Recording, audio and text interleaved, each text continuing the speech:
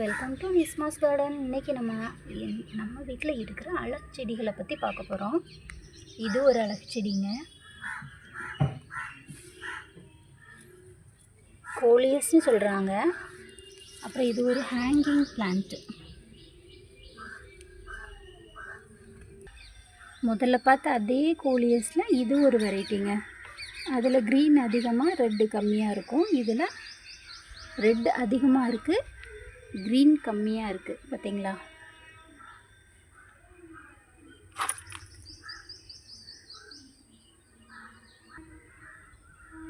இது ஒரு செடி, தொட்டியில் வைக்கக்கூடிய செடி தான். மதர் ஆஃப் 1000ன்னு சொல்லுவாங்க. இதில் இருந்து கொஞ்சம் லீவ்ஸ் எல்லாம் எலி கடிச்சிருச்சா இல்லை எதுவும் பூச்சி கடிச்சதா என்னன்னு தெரியல, கீழே விழுந்துருச்சுங்க. இந்த பாருங்கள், கீழே விழுந்திருக்கா. அது சைட்லலாம் பாருங்கள் செடி வளர்ந்துருக்கு. இந்த லீஃபு பாருங்கள் எப்படி வளர்ந்துருக்குன்னு, எவ்வளோ அழகாக வளர்ந்துருக்கு பாருங்கள்.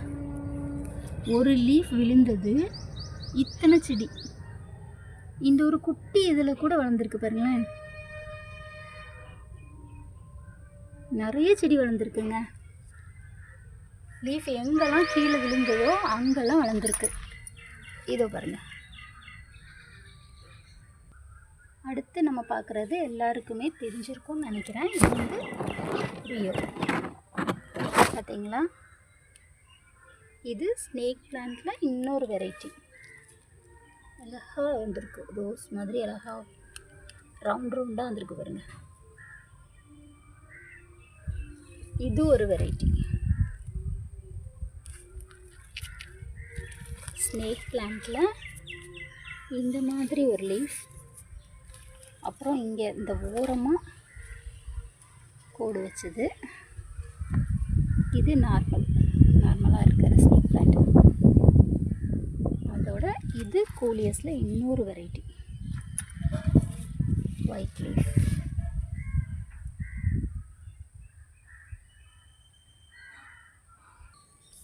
இதுவும் ஒரு ஹேங்கிங் பிளான்ட் தான். ஹேங்கிங் பிளான்ட்டில் வச்சது போக கொஞ்சம் கீழே விழுந்துருச்சு. அது இந்த அளவுக்கு வளர்ந்துருக்கு.